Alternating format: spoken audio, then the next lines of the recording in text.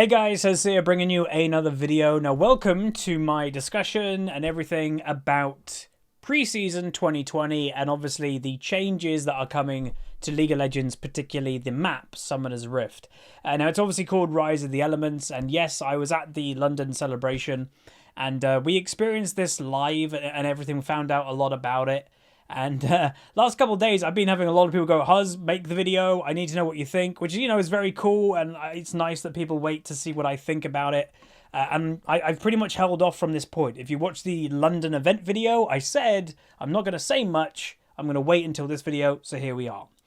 Now, you guys watched basically what we did. And I did watch it live, but I will say this was obviously at a stupid time in the UK. It was very early in the morning, and a lot of us, just came back from dinner and all that, very busy. So we didn't, we took a lot in, but we didn't take everything in. There's, changes that were announced also that we didn't even see. And we'll try to cover basically everything that they're changing in this video. So this might be a long one. Strap in, buckle in, and all that good stuff. And if you can do me a massive favor and throw a like on the video, that would be awesome. But yeah, let's get into it. So, biggest change, obviously, and if you watched my prediction video when I recorded before I went to the event, I predicted that the dragons were going to do something to the map, I'm pretty sure. So I was pretty spot on about that. So you've got the Elemental Dragons is every game. Summoner's Rift presents a variety of distinct and memorable environment for players to master. Rise of the Elements will bring Summoner's Rift to life as primal magic of the dragons changes the landscape each game. The third dragon transforms the rift before it spawns, and after that, its element will be the only one to spawn for the remainder of the game. So before we just get into saying what they each do and what do I think about each dragon, I need to clarify some things that even the rioters at the event were saying we needed maybe to say this, and I'm actually surprised they didn't edit it in. The ways dragon will work in preseason, and obviously I'm not going to say in season 10 because it's going to be preseason and it's subject to change in preseason if it's good or bad. Basically, you'll have the first dragon of the game, and that will be, let's say, Ocean.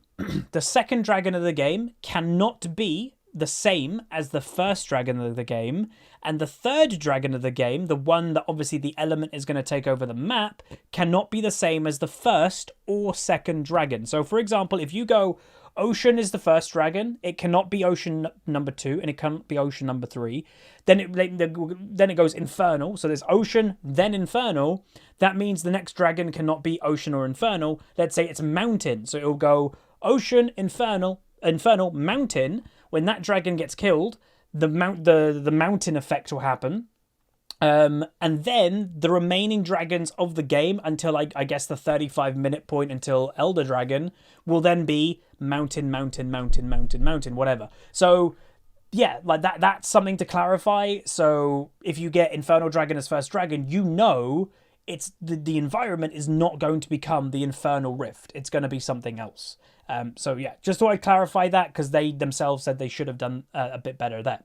Let's go through each dragon and give my thoughts about them. So Infernal Dragon, if I click, it does show. Awesome. So you can see they have updated the pits a little bit to actually go a lot more to what dragon it is. So this is the Infernal Pit. So there's obviously lava and all that stuff, a lot more molten, which is cool. So the Infernal Dragon sunders the rift, basically burns it, creating new pathways through buff camps and burning away their brush. In addition, the dragon pit itself becomes the Infernal Drake's molten domain, which, that's this. Crumbling the walls at the mouth of the pit. So you can see here, normally it would probably be like, come around a little bit more on each side. It's a lot more open than it normally is. So that's a change as well.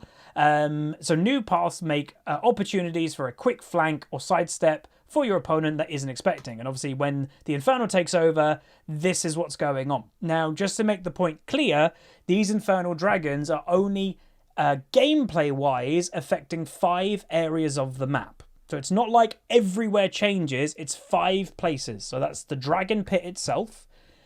And then it's the 4 buffs. It's both red buffs and it's both blue buffs. my opinion on this, I think it's fine. I think potentially they missed a trick in also changing the Baron area too. And maybe that's something that they could do in the future. Or maybe they're planning on something different with Baron. I don't know. But yeah, I do think this is overall cool, the Infernal. You know, having all of this open and having the monster spawn in the middle, it opens the gameplay up a lot more. I kind of like the idea. Now, the type of champion that's most likely going to benefit from the Infernal layout are most likely more aggressive champions. You know, the ones that are going to be going for these massive invades, because now there's not a massive terrain here. They have a lot more freedom of movement. They can chase people easier. All that stuff is a bunch easier. But there's also buffs like, you know, like we'll say Talon. Before, this whole structure, before Talon's E, used to, I think, be kind of joined. Well, now these will be separate, I'm pretty sure, for Talon's E. So there are kind of little unique changes that, you know, don't forget they are, you know, little buffs here or there and little nerfs here and there for different champions depending what environment it is. For example, two champions that this is kind of a nerf for. One being Rengar, where Rengar, you know, less bush here means he has one less thing to jump out of. Another one, Vixie, straight away, as, you know, a big Zoe player, was like, really? Because, like, before, when this was all one, you could, like, target the Sleepy Trouble Bubble and throw it through. Well, no, obviously, that's not going to travel the whole way through because it breaks off. So those are two champions that are kind of nerfed for. For buffs and stuff like that, I guess you can play with the vision a little bit, but generally this is going to be like a very aggressive style of play. Try to get more kills. Everything's more open.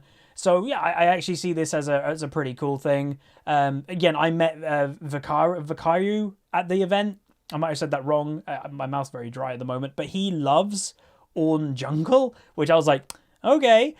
This is kind of a nerf, I guess, to Ornn Jungle as well. Obviously a very unique nerf, but before this used to be more terrain for his headbutt, and now it's less terrain. This is a nerf to Kiana because less terrain what she's ulting into. Before, the ult would go all around the buff, now it won't. So yeah, it's pretty interesting. I do like the Infernal Dragon overall, and you know, my perspective from all these changes, by the way, is a pretty flexible League player. You know, I'm not going in this of going, you know, oh, I'm just a Lee Sin player and how does it affect Lee Sin. I'm trying to be as like open as I can because that's the player I am. I'll just play to whatever's strong, which is how I always do things, you know. I do have my favorite picks, but I'll generally go to what is good right now. Ocean Rift. So this is how the Ocean Rift looks. So you can see there's actually now a bush in the Dragon Pit itself, and there's all bushes over here too. So basically, the Ocean Drake brings new life to the rift, causing existing brush. Again, they call it brush. I call them bushes. We're just going to say bush. It's just better. Causing existing bushes to expand, so the actual bushes grow larger. Fresh patches of bush to grow around the dragon pit, like we mentioned, and the environment to flood with pools of water. And yeah, so in addition, honey fruits plants sprout in each jungle. Honey fruit plants sprout up in each jungle quadrant, sneak around the jungle, or look for a new ambush. So let's just have a look. So this is all the changes that were going on. So you can see there's like a little bit more thickness. Like, look how much more thick this. So this used to be just like a little bit here. It is now the whole area. So if you walk through here, you are literally unseen now, unless there's a ward in there. This is longer than normal. This might be a little bit thicker, potentially. You can see there's a honey fruit right here. There normally is not a honey fruit there. It normally would be, I guess, in the river. So overall, what do I think of this one? This is also very interesting to me. This is obviously, again, clearly a buff and nerf to certain things. So Rengar would love this. So, you know, the Infernal Dragon is bad for Rengar. It's burning bushes away. This is growing bushes. Rengar would love it. You know, assassins might not, you know, hate this. More bushes means more places to ambush people from. Ivan might like it, I guess.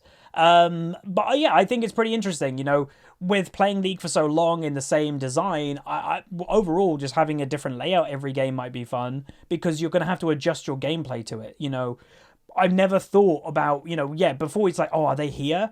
They're legit. And, you know, when you're all hiding in this little bush here, it's like, you know, they've got to squeeze in that bush. There's a massive area for people to hide in now there. Like that is just a massive position for ambushes, team fights, and I think that's going to be interesting. And again, don't forget, bushes in the Dragon Pit itself. That could make for some very interesting team fights where the AD carry can dip into safety, and if they do a good flash, you could go from that bush to the tri-bush. Again, this has actually not been shown. So you could go from here to here, maybe not in vision, and maybe, you catch people by surprise going, oh god, the AD carry was in that bush, then now not in the bush. That's kind of cool.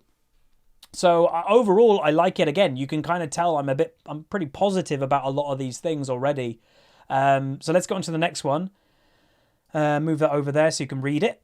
Cloud Rift. The Cloud Drake's power spawns air currents flowing through the jungle and Dragon Pit, speeding up champions in the vicinity, dodge skill shots, or make a swift collapse on your enemies trying to sneak away from the far objective. So, in the Dragon Pit itself, there is a whole wind current. Now, I'm not entirely sure how the wind currents work in the Dragon Pit, at least, because it looks like it's in a swirl. So does that mean when you enter the pit, you'll get a, with running with the wind, you get a buff? Or is it just a generic, when you kill the Scuttle Crab, there's that circle that you get a movement speed buff? Is it just going to work like that? That's how I'm guessing it's going to work. And then obviously the actual changes on the actual Rift itself is that, that all these areas around the buff, you will get some type of movement speed buff. Again, we don't 100% still know how it works. Does that mean, again, is it only in one direction? Or is it just within this zone, you're just faster? I don't know that. Maybe some people at home do. I don't know. But again, what do I think of this one? This one to me is the most lackluster in terms of obviously changing. But we haven't got into much of like the actual mechanical changes. They're not changing too much. Well, they are kind of. But if I'm not mistaken, Cloud Dragon itself, so when you're killing the dragon, it no longer is giving you movement speed like it used to, out of combat movement speed. It is now actually going to be giving you, I think, cooldown reduction. It's either the Mountain Dragon now or the Cloud Dragon that is going to be giving you flat percentage cooldown reduction. And obviously, everyone in League loves cooldown reduction. So that's, again, maybe with having the less changes, giving cooldown reduction is how they kind of balance it, which is, interesting to me. Next up, Mountain, or they call it the Mountainous Dragon, but it's the, whatever. The Mountainous Rift, sorry. The Mountain Drake triggers a seismic shift throughout the rift. Bluffs of rock. Okay, I never heard that phrase before. Bluffs of rock erupt from the earth, making from some scary new choke points and ambush locations. Most notably across the mouth of the Dragon Pit itself, extra tight spaces give opportunities for big AoE wombos and create some interesting new hiding spaces in Fog of War. So that's the Dragon Pit. So clearly you can see now that there's a wall. So it does seem that maybe they've cut a little bit away here, but to put a wall in front. So there's your two entrance and exit points. Now, a couple things to clarify is if you have Scuttle Crab here, does that mean you can still get vision of the dragon? The answer is no. So this will stop Scuttle Crab vision seeing into the Dragon Pit. So that's quite important. And, it's a proper wall in itself. You could be doing dragon with no flashes and then, you're in a massively big choke point. I'm a massive fan of the Mountain Dragon, just straight up. Oh, I've also noticed, again, sorry about that. Whoop, wrong one. If I move my camera, hopefully that hasn't happened on all of them, but there's the wall there. So it's right in front of the Dragon Pit. Entrance and exit points, as I mentioned. So if you've got Scuttle Crab, it doesn't grant vision. I'm a massive fan of this one. This one so far potentially is my favourite, if I had to give a favourite. And if you go into the actual Rift itself, so again, having to move my camera. So obviously there is a brand new piece of terrain right here.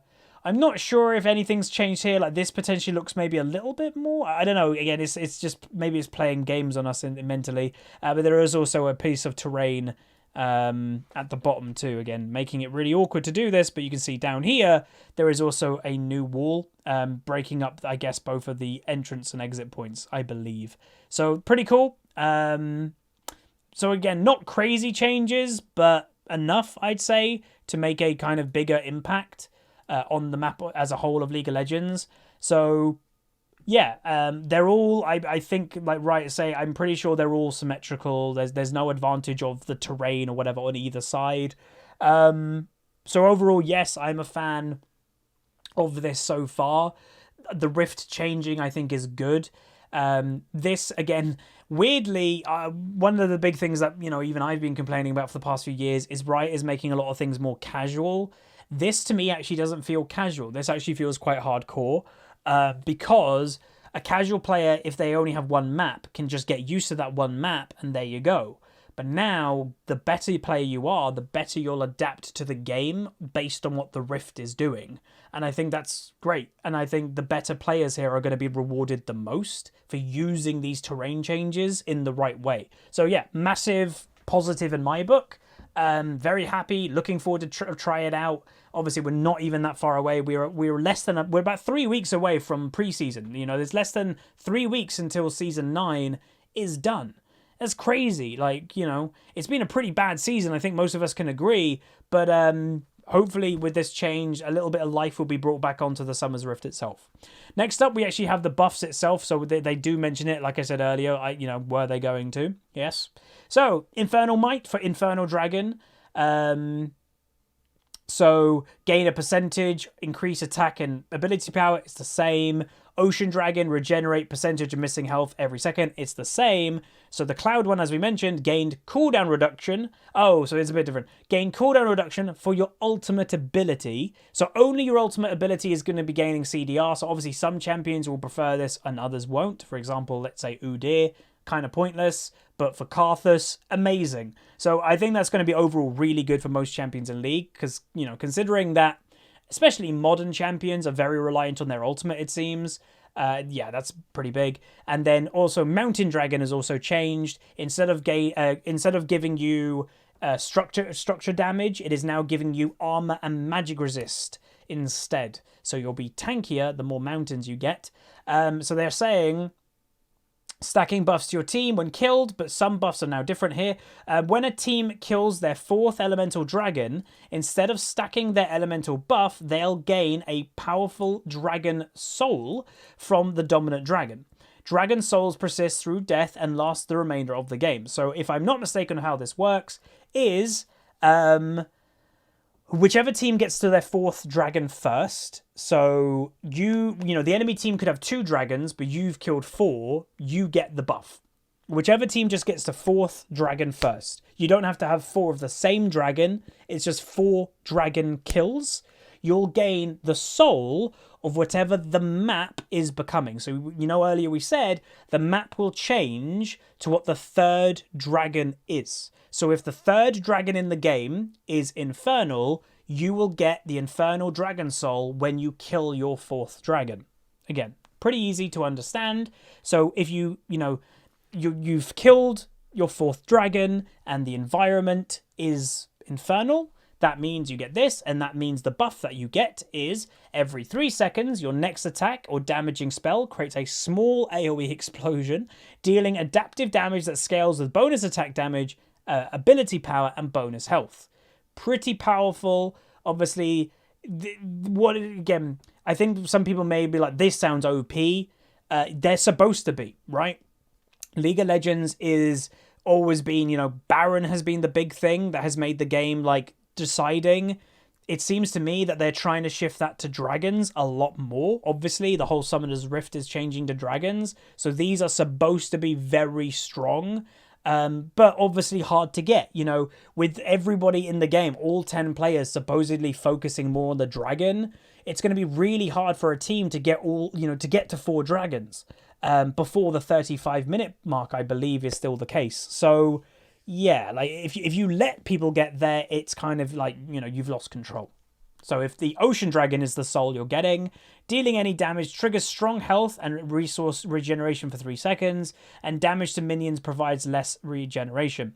So I believe like dealing damage triggers strong health, blah, blah, blah. It's going to be like a very quick mini Warmogs while you're doing stuff. So this is just going to be incredibly strong for team fighting. You know, you fight, a bit safe, you regen, fight again. It's just going to be very hard to stop that, you know, in a snowball, the enemy team. So that's kind of strong. Cloud, hitting enemies with abilities or attacks lowers the cooldown of your base abilities. So obviously the actual buff one up here is only your ultimate ability. The soul is like all cooldown reductions when you're hitting things. And then Mountain is after not taking damage for 5 seconds, gain a shield that lasts until destroyed. The shield magnitude scales with bonus attack damage, abilities, and bonus health. So a tanky, obviously, kind of variant to the Infernal, which is pretty cool. So I'd say up to this point, I'm pretty happy. I think most of us might be pretty happy, especially the better players, I feel. Everybody at the event that I spoke to, and, you know, it was a fairly high rating event for the people around me, at least. Everybody seemed pretty good about these changes overall. You know, there was the occasional, like, oh, my champion would suck in that environment, whatever. But overall, it did seem the better players liked this. The one thing that we're about to speak about is the one thing that I also am a bit skeptical about, and that is the new Elder Dragon. Now, again, I wasn't the only person to be like, I'm not sure about this. Again, I'm gonna hold complete judgment until we get our hands on it, but I will give my reasonings why I'm not a massive fan of this as the idea of it. So if you're not sure, Elder buff is more satisfying now, and it now also doesn't scale with how many dragons you have. It's a separate thing. And that separate thing is it now gives everybody who has Elder Dragon has got the Elder Dragon Execute, basically. So, Elder Dragon still grants a powerful short-term combat buff with retooling to offer teams who failed to claim a Dragon Soul a team fight focused hope of getting back into the game. So again, if you're like, oh god, these feel so strong, well again, the answer to that, if you can just miraculously get the Elder Dragon, that would help you a lot. So that's good. To achieve this, we're removing Elder Dragon scaling with Elemental Dragon buffs, which favors the team that's already ahead. And we're replacing it with a new execution component. If Elder's burn damage affects a low health enemy champion, they'll be consumed by Elder's immolation, killing them instantly. So at a certain percent, I don't know if we've been told the certain percent, by the way, but it goes, enemy affected by Elder's burn have a small marker on the health bar, blah, blah. So I don't know if we know, like, is it a 5% execute, a 10% execute? We don't know, but it's 100% a kill. Like, it's a kill. And then here it says, the execution has a brief wind-up, so with quick reactions, immolation victims can avoid imminent execution with a usual suite of clutch save abilities, Zhonya's, Kindred's ultimate, etc. That doesn't say you can dodge it, by the way, or flash out of it. I think, like, you only can just have, like, you know, invulnerable abilities to stop getting killed. The threat of immolation will still be there when they become vulnerable again. So if the Elder buff burn is applied a second time, it's back to the fountain. So it's not like, oh, you got hit by it once, you can't hit by it again. Nope, you can get hit by it multiple times. So let's talk about why I'm a bit, I'm not convinced of this. So to me, I understand why, it's a potential comeback mechanic because it doesn't scale with the other dragons. My concern is you're giving a execute to everything in the game. So think of a Scion when he's building full tank items and he's incredibly hard to kill. So in theory, he just needs to stand in the middle of a team fight, let his team do the damage, but then his dragon execute will be just killing everything while he doesn't die. That's scary. Second more scary thing to me, that means you're giving healing supports a execute. Soraka will have an execute. Lulu will have an execute. Nami will have an execute. That doesn't fit with me. Like, it just doesn't make sense. Like, I don't know if they should have done something with the Elder Dragon that would, like, have changed depending what class you were. Like, you're the damage dealer. Okay, you get the execute. You're a tank. Okay, you get a shield of some type or something. You're a support. You get the wings of the dragon and you can do a little dash or something every now and then. I'm not sure, but to me, it's just a little bit weird that now everything's going to have an execute. Now, I also know the idea behind Elder Dragon here or there is the game should be over by the time when a team gets Elder Dragon, they should win the fight and the game should end. That's practically the vibe that I was getting and talking to people and stuff. So maybe that's what it is. It's like literally the end mechanic to make the game end. But I'm still a little bit skeptical about it. I just don't love the idea of, like, normally, let's say you're playing a normal mage. let's say you're playing Ahri and you're against a Soraka, and let's say it's a 10% execute. A Soraka's not really going to kill a 10% health Ahri in late game, but then suddenly now she will because of the execute. See, that just doesn't... I don't like that. That doesn't make sense to me. So that's my only thing. Other than that, so far, so good. Next up is the side lane alcoves and bushes. So there are now 2 different locations. So this is top lane. So we've got like a little nice area, you know, in the middle of top lane. And then you've got in bot lane, the same story, you know, pretty cool. Overall, I don't see this at all as a negative. I find this could only... It's not going to take away from gameplay. It's going to only add to gameplay. And I actually would also presume and predict most games aren't really going to use these. You'll have games where you're top lane, and yeah, you will never jump into that alcove because there may be no reason to, and I think that's fine. I think it will definitely benefit some champions more than others. You know, junglers, you know, may use them to hide and wait a little while. Again, another thing that Riot said, especially with bot lane, you can be in this bush, the enemy team like goes towards their tower area like that way, you then kind of dip out of the vision and hide, or even make it back into this bush or that bush, and the enemy bot lane thinks you've gone back, and then you can kind of re-gank them, as it were. All, I guess I said, this is not going to take away from any gameplay. All it's going to do is add. So I am completely fine with this so far. You know, it's not a bad thing to me at all. And then we've also got 2 new bushes. So top lane. So, you know, the blue buff is down here. This is a new bush. And then secondly, the other blue lane has the exact same bush, but obviously flipped on the other side. Again, I'm not really that fussed about it. To me, again, sure, it's going to add opportunities for, like, you know, hiding yourself if you're getting chased. You can dip into that bush, and then, you know, say you're getting chased and you're coming here, you run into this bush, well, then you can make choices of what you do. The enemy team doesn't know, unless they've got vision in it, are you going to turn and fight? Are you going to flash? Are you going to go up or down with that flash? Just, you know, a millisecond or a second hiding time can definitely make the difference of you dying and living. And again, like I said, this is only going to add to gameplay. This isn't going to take away. So for me, this is completely fine. You know, is it something that I'm like, oh my God, they did that? No, it's whatever. But to me, it's completely great, fine. It's different. And for someone like me that's been playing, you know, kind of for 10 years with relatively the same map of League of Legends, obviously it got a design upgrade and a few things have changed here or there. I welcome different terrains and new bushes and new opportunities to do stuff because it's different. It's better. All right, so jungle stuff. So junglers are basically early jungling, currently revolves around Krugs, due to their high gold and XP, obviously, resulting in a pretty one-dimensional pathing. So you again, good players know where the junglers are going to be pretty much in the early game always because of the XP that the jungle camps give. So what they're doing is they are reducing Krug's value and buffing Gromps, so junglers can hit level 3 of any combination. So you can do like red Wraiths Krugs, you'll be level 3. You could go top, you know, start top. You could do blue Wolves Gromp, you'll be level 3. And before that wasn't true, I don't think, because Krugs obviously offered way more XP.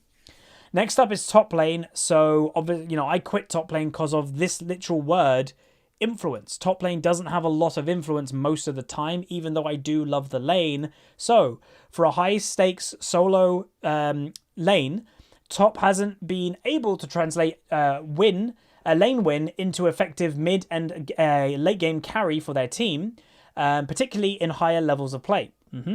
Combined with this preseason's increased focus on elemental drakes, drawing fights to the bot lane, we're shifting power around to give top laners opportunities to translate their wins into their lane wins into the victories overall. We're increasing base XP slightly, so solo laners level faster a little bit. We're reducing bonus XP when you're sharing XP with an ally, so bot lane will get less XP from minions, and top lane, and I presume mid, because they're solo too, will get more. And they're also decreasing jungle XP a little bit too. So this overall so far to me is a very good thing for top lane. So if a top laner is, I'd say a success story on this would be until maybe level 11, if the top laner is a level ahead of everybody on the map, I'd say that is good enough. maybe even 2 levels, but that might be too much. But yeah, so far, recently, it's been the top lane is either the same level as their AD carry or sometimes even behind if there's been a lot of action in bot lane. Well, now that's going to be very hard because of the XP that is directly going into your pocket as a top laner versus someone in the bot lane and jungle. Additionally, to balance out map objectives a bit, we're spawning Rift Herald earlier in the game and allowing her to respawn once if she is killed early. So yes, that is right, ladies and gentlemen. Rift Herald can now spawn twice. So I don't know what the cutoff period is, but let's say Rift Herald, again, when does it spawn? Like 7 minutes or something? 6-7 minutes? I think it's 7 minutes, right? So let's say you kill, and Baron is going to be spawning at 15? God, my mind is all over the place right now.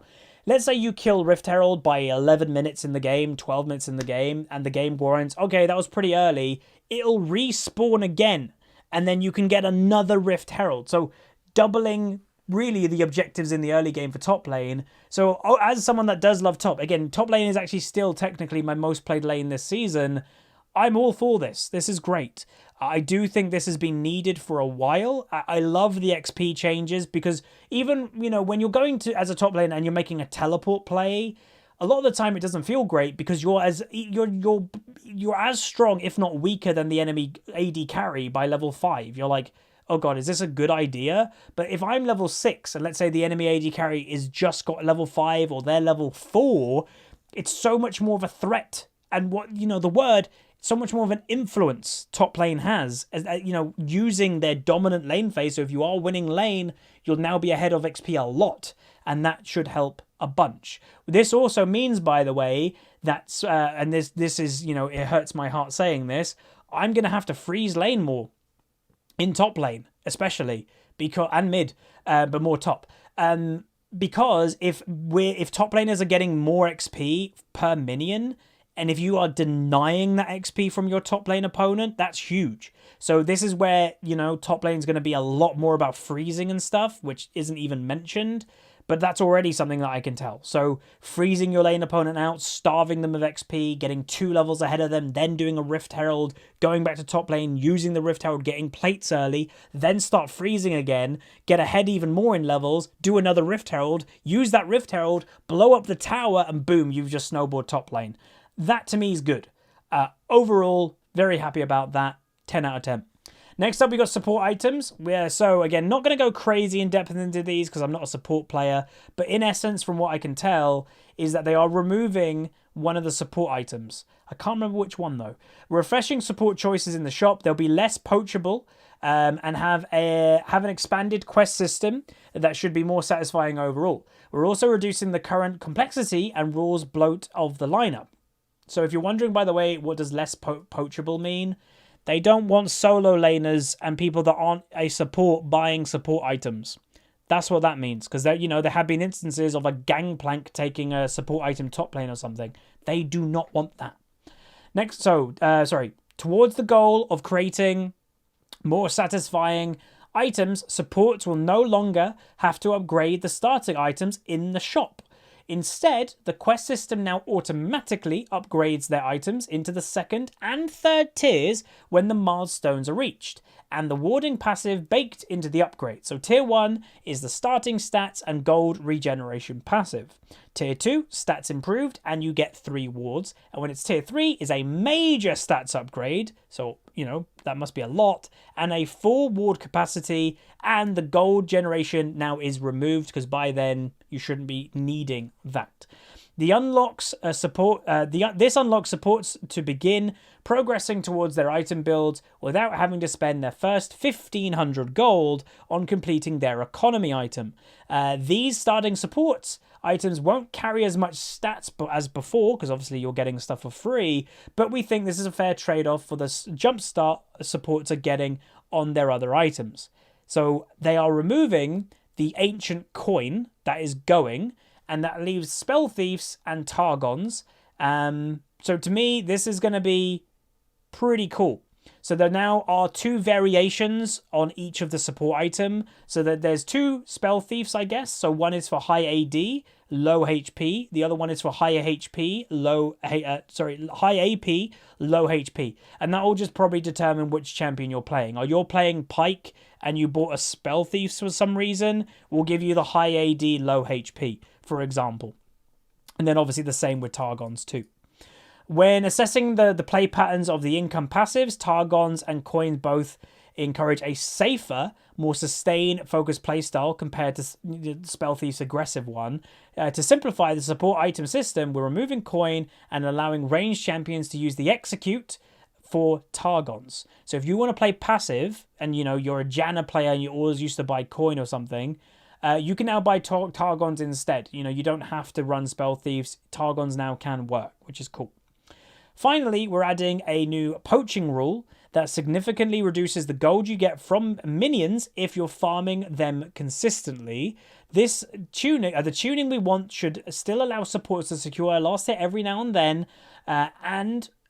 or even farm on occasion wave like today, because when your AD carry dies and there's a minion wave under the tower, obviously you want to farm the gold.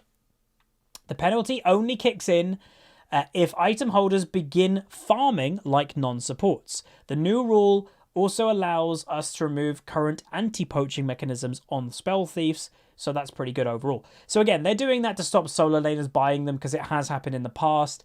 They are also, I presume, that this is also going to hurt the weird lanes. So we've had instances like a brand Pike lane and they both buy the support item, because obviously support items are kind of strong in the early game. Only one of them will really truly get the benefit of the support item, because if you're both farming if you're farming, then you're not getting the benefit. So this will help a little bit with cheesy bot lanes too, as well as people picking them up in solo lanes. Lethality items. So again, again, how much do we have? Okay, not much more to go, everybody. I did say this would be a relatively long video, and we'll give my final thoughts at the end. Lethality items, let me scroll up a bit more. There we go. Lethality items are core for a pretty big group of AD assassins and fighters, but with only Duskblade and Ghostblade commonly used, choices feel limited. We want to make Edge of Night feel more attractive option and a fourth choice to the deep lineup. So there is a new item coming too. So Duskblade's pretty much the same. Ghostblade's pretty much the same. Edge of Night is changing. So it's basically changing to become a Banshee's Veil version of a lethality item. So what that means is you cannot decide when the shield, the anti-spell shield, is activated. So this will actually be a nerf relatively to assassin players, because if someone like a Zed or a Talon is looking at their target and they're ready to go, they pop their U-moves, they cast Edge of Night, and they're ready. Now they're going to have the shield on like permanently, and then it can get knocked off by any spell or anything like that, and then they'll have to wait like a minute until it respawns, like the shield respawns naturally. So again, kind of a nerf to assassins, but I'd say a buff to fighters, because fighters kind of like that. And then we got a new item, is Sanguine Blade. That used to be, if I'm not mistaken, an item on the 3v3 map. Is a new lethality item that enables split pushing. Its unique passive grants a huge attack speed buff when no allies are nearby. Whoa, that's actually pretty good, huh? Wow.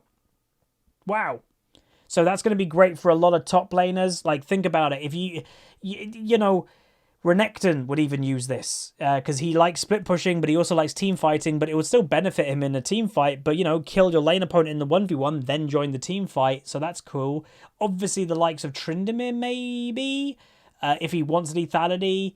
Fiora, ? Jax, maybe. Again, they're not normally lethality purchasers, but this could make the difference depending how much attack speed it is. Again, we're going to skip that paragraph, but feel free to read it if you want to.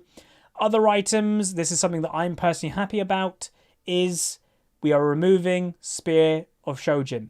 So this has been a very problematic item since launch. The only players that have generally loved it are Riven and Jax mains. A little bit of Renekton in there as well, I guess. But it's been more problematic on Jax and Riven, I would say, than anything else. So they're just simply removing it. I'm surprised it took this long, if I'm honest. But this is obviously quite a heavy nerf to the likes of Renekton, Jax, Riven. So overall, I'm happy about it because, with the top lane XP changes I might definitely be returning to top lane. And Shojin was just relatively anti-fun. Jax with that item was broken the whole time. He could have E up nearly 100%, and it was like, what is the point in this? Then they're also saying we are also making other small improvements we can make across the item system for now through the launch. So they'll do more, but they're not announcing them yet. Keystone rune changes. So we're tweaking some keystones to address problems. Conqueror has been too effective at following sustained damage fighters to deal with tanks who have lost their place in solo queue. Yep, because it's just too easy to kill a tank as, let's say, a Darius when you've got Conqueror. As a result, we're toning down the anti-tank nature of the rune by removing the true damage conversion and putting more power into the stacking adaptive force. So you'll get more base, let's say if you're playing Darius with Conqueror, you'll get more AD from the item, but you're not going to get the true damage going through. So yeah, that's going to help tanks quite a bit, because that means the adaptive force, you know, plus AD is still getting affected by armor, where obviously the true damage was not getting affected by armor. Kleptomancy has more commonly used as a way to generate lots of gold in an uneven matchup like range versus melee top. We're pulling the power out of the farm gold off enemy pattern and putting more into the early game elixir drop. So yeah, you won't be, you know, when you auto attack with Klepto, you get like gold for attacking them, and also the gold item drops. I would presume they're more or less getting rid of those two things. So this would very much mean that Gangplank might never take Klepto anymore, because that was kind of the point. He'll probably just default go on Grasp forever now. And Ezreal, I don't know. Ezreal might not even go for it, because it was also the gold generation that Ezreal loved. And, you know, yeah, the sustain also helped if you got a mana potion or something. But it was mainly the gold income, because he had a weak lane phase. So you go for crazy gold income to get you to mid-game faster. Well, then now that's not in the game. And that is it. That is all the changes that there is going for preseason. Everything announced so far. Obviously, the biggest change is the map changes. And yeah, let me know what you guys think in the comments. I'm sure you guys are going to have crazy opinions on. Actually, what we'll do a QT on it. So you can leave them in the comments if you'd like. But in the description of the video, if you want, and what we'll do is we'll put up one of the new Darius bundles for a QT discussion. Again, it's a website I'm partnered with that hosts discussions. They do giveaways and stuff. We'll put up a league partner Darius bundle. We'll put up a couple of them. So one for North America, one for Europe, both EU West and EU Northeast. So go on the QT, leave me your opinion. And if you want multiple chances to enter, by the way, leave me several comments. One comment, you can tell me about the dragons. One comment, you can tell me about these changes. Then you can tell me about everything else. You can separate your comments if you want to. Obviously, do it within reason. Don't be like one comment for Infernal Dragon, one comment for Rift. No, kind of bulk them, but you can do multiple comments to enter. But overall, my thoughts. Overall, happy. The only, as I said, thing that I'm a bit iffy about is the Elder Dragon. Sorry. I'm just not convinced that's a great idea, but you know, when we get to play it, I'm sure we'll get a better vibe of it. Maybe it's just the fun of, like, you know, oh my god, I've got a big dragon doing a fire breath. I imagine the person that has it will feel awesome. I just don't think it's going to be great when you know, like, again, we gave the example earlier. Let's do a better example. You're playing Ornn and you're full item Ornn. You're not going to get killed by many things, even at low health. And then a Soraka, best example I can give, a Soraka just kills you at 10% health because the Elder Dragon kills you.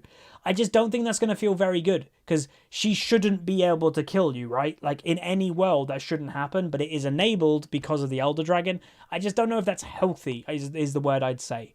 But overall, I'm very happy. As for the actual individual dragons here, massive thumbs up. The new everything here, massive thumbs up. These I'm happy about, no worries. Jungle, I think, is good. Top lane, very happy about. You know, even Rift Herald spawning potentially twice, that's awesome. Support, again, that's fine. It's not my thing, but good. Lethality is very interesting to me, especially against the attack speed item. Shojin going, massive thumbs up from me. And even Conqueror getting toned down against tanks. Tanks now can make a comeback, and I like playing tanks. You know, they're kind of fun in a certain way. But that's going to be it. If you guys did enjoy, throw a like on the video. This was a long one, but you guys knew it was going to be. Throw a like on the video. Throw a comment. If you want to, in the comment section, feel free. But if you want to enter for the League Partner Code, click the description below to enter the QT discussion. Again, if you haven't registered, it really doesn't take that long. But yeah, see you guys next time. Goodbye.